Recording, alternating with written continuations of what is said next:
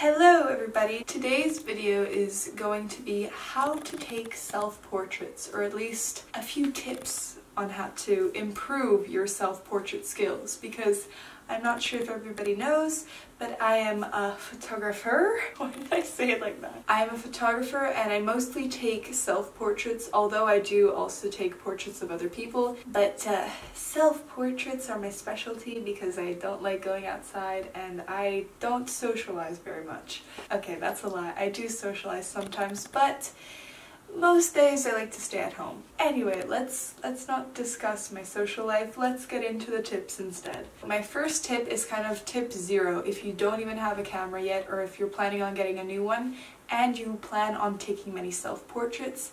I would recommend you buy a camera with a flip screen. In fact, the camera that I'm using right now, it has a flip screen so that I can see myself whenever I take photos and film videos, so it is very convenient. However, this isn't completely necessary, because if you already have a camera and you're like, ah shit, my camera doesn't have a viewfinder, don't worry, you can just take a good old mirror and place it behind your camera so that you have somewhat of an idea what is going on in your photo. Then based on that, just place your camera in the desired area and capture what you would like to see. So now that we have talked about that, my next tip is to get a tripod and a remote. So why do you need a tripod? Your camera goes on top of a tripod and your tripod stabilizes your camera and allows you to move it around in all the areas that you want to place your camera. That way you don't have to balance your camera on a bunch of books or put it in dangerous places like I have done before, and trust me, the dangerous places usually don't finish well and you don't want to be dropping your brand new camera. Why do I need a remote? A remote is very useful so that you can automatically just press a button and the camera will take the photo for you. You don't want to set your camera to a 10-second self-timer, press the button, run into the frame, not even sure if you're in focus, wait 10 seconds, kind of be like, huh? Did the 10 seconds pass? And then realizing, ah yes, the 10 seconds did pass, and you're like, in the photo, and yeah, I've obviously had experience with this. It is not fun. Just get your remote. You can find some for even $5 on Amazon, but make sure that the remote is the correct remote for your camera, because remotes are not universal for all DSLR cameras. So make sure that you check that it is compatible with yours. Now that we have covered the topic of basic equipment, my third tip is in regards to your set and the props that you use. Personally, whenever I create my photo set, so like the background, the foreground, the things that are around me, because yes, you're taking a self-portrait, but you don't want to always take a self-portrait with just a blank wall behind you. Like, yeah, that can be cool sometimes, but if you want to create a set, these are the things that I would recommend looking for in your placement. The first thing I pay attention to is color. You want to have either cohesion or variety. Sometimes I like having the same color scheme. If, for example, I'm wearing this blue shirt and I want to have like a cohesive background and foreground, just use props that are sort of matching the same color. It doesn't have to be the exact same shade, but somewhat the same color. Or if not, you can use contrast colors, which doesn't necessarily have to be the opposite color of blue, but it can also be a color that isn't the same shade as blue. For example, red or green or white. In this frame, we have got the blue for my shirt, the red from my lips, brown from the background, and the white from the thing. It isn't necessarily very cohesive, but it creates a contrast which is pretty good. Yes, I do think of these things whenever I take photos. You have to pay attention to all the colors. Second thing which can make your set look very unique are the props that you use. You can use different items which add just a little spark to your photo. This can be random vintage items that you find at the thrift store.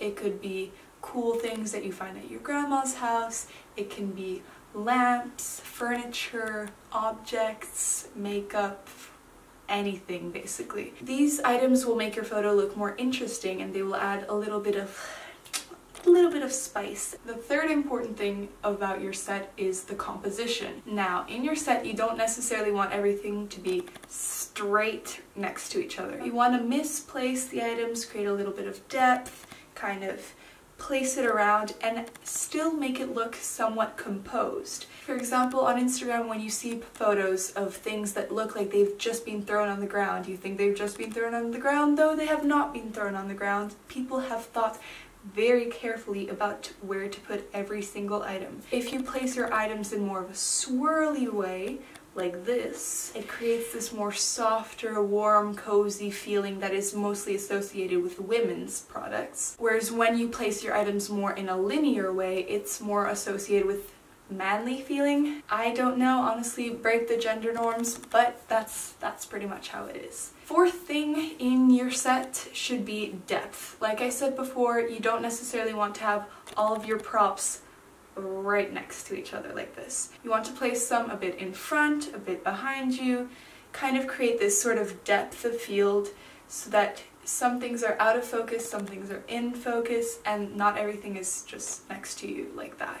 For example, if I want to include these two vases in my photo, I'm not just gonna stick them like this. I would much rather look at a photo where there's a vase here and a vase here. This kind of creates more of a depth of field so that you focus on what is important, which in this case is my face. Much better than just holding them like that. And the fifth and last thing that I look for is texture. This is a very important element. I love creating texture in my photos by using different fabrics, different materials, different items, different backgrounds. Whenever you have different textures in your photo, it just takes it from here to here. And I just love photos that have very interesting textures and even contrasting textures. For example, if I have very soft, uniform skin, I will maybe create a harsh background. Just play with texture, use various fabrics, various textiles, various props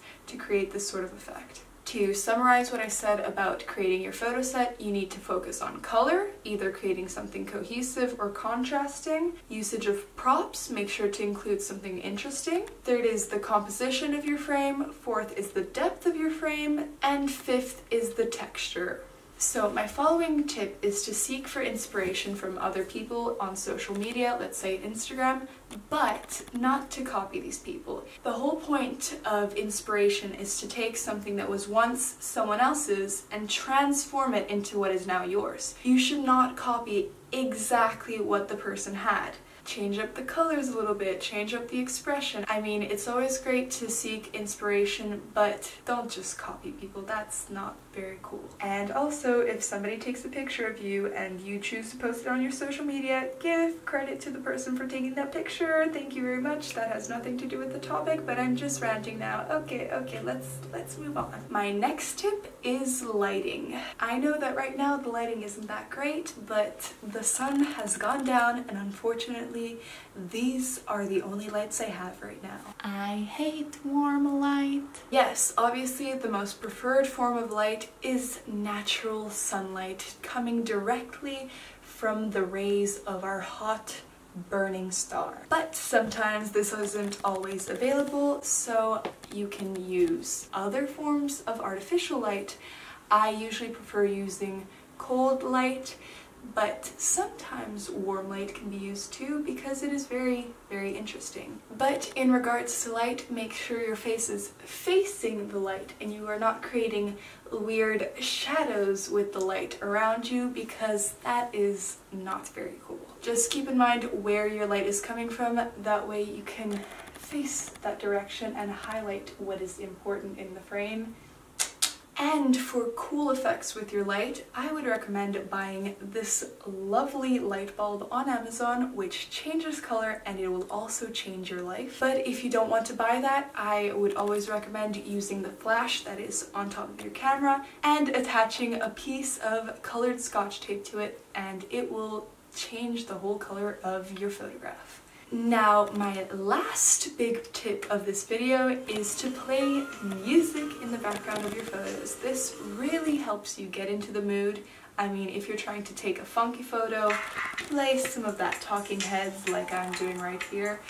But if you're going for a more sad photo, try to play some flat sound or something. I mean, doesn't that always get your heart broken? So yeah, in basis of what you want to convey, what emotion you want to portray in your photo, play that sort of music because that will really help you get into the mood, and it's lots of fun, trust me. So those are my main tips. Now I'm going to give you a few little more miscellaneous extra tips. Don't take flash photos if you have greasy hair or oily skin. When taking photos on the floor, make sure your body is away from the camera. If not, you will have a double chin.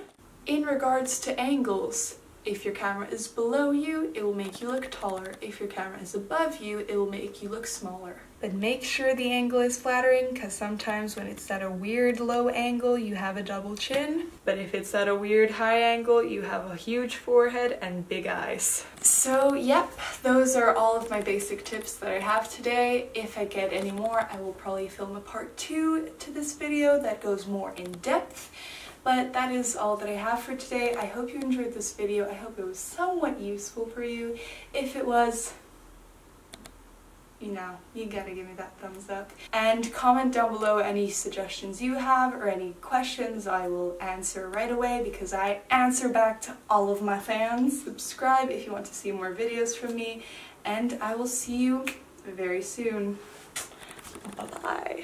Also, bonus tip, if you choose to film videos, make sure you have a silent camera lens, because if not, it's very fucking